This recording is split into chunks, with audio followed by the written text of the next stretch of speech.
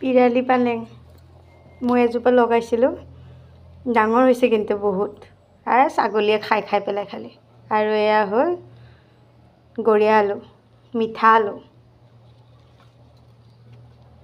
মাছ লাগিছিলে, মই ভাবিছোঁ মাছ আনিব নেকি মানুহজনে, নানিলে মাছ। সুধিছোঁ, কয় মাছ আনিলে নে নাই, কৈ আছে নাই আনা, এনেই বনাই খাম আৰু। মাছ হ'লে ভাল লাগে খাই, বেছি ভাল লাগে আৰু এনেও ভাল লাগিব।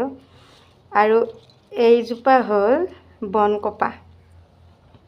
এতিয়া খৰালি ছিজনত খেতি বাৰি চুকত যেতিয়া খেতি কৰে তেতিয়া মৰলীয়া শাক হয় খুব। মৰলীয়া শাকটোৰ লগত খাৰ তৰকাৰী খাব লাগে। খালে মানে খাৰ তৰকাৰীত এই শাকটো দিয়ে, এই বনকপাডাল দিয়ে, বহুত ধুনীয়া এটা গোন্ধ আছে।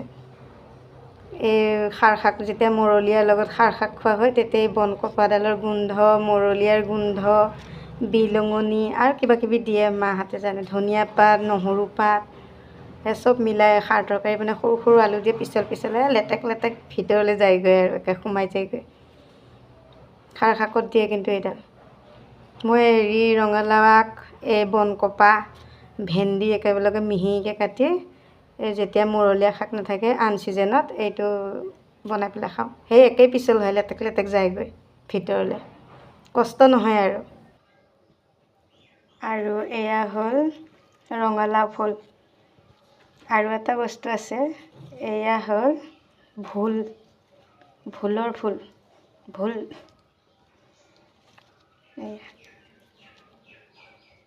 পটল কেইডোখৰটো পিঠাগুড়িৰ গুড়ি দি দিছোঁ, দি পেলাই ভাজি লৈছোঁ। আকৌ এয়া এইটো হ'ল ভোলৰ ফুলৰ বৰা, আৰু এয়া হ'ল ৰঙালাও ফুলৰ বৰা।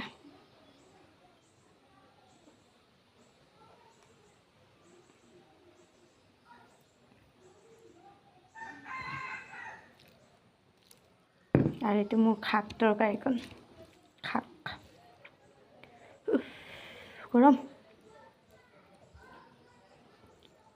যি ভোক লাগিছে মানে কি ক'ম আৰু, ভাতে খালি আৰু অইন বস্তু মানে মোৰ হজম নহয়, খাবই নোৱাৰোঁ মানে অইন বস্তু। একদম হেৰি ঘুগুনি অকণ বনালেও 2 চামুচ খাইছোঁ যেতিয়া আৰু নোৱাৰোঁ আৰু খাবলৈ।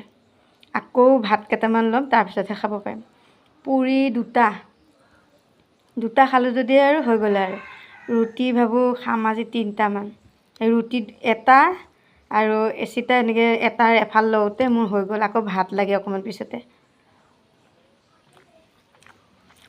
খালি ভাতৰ বতোৱা।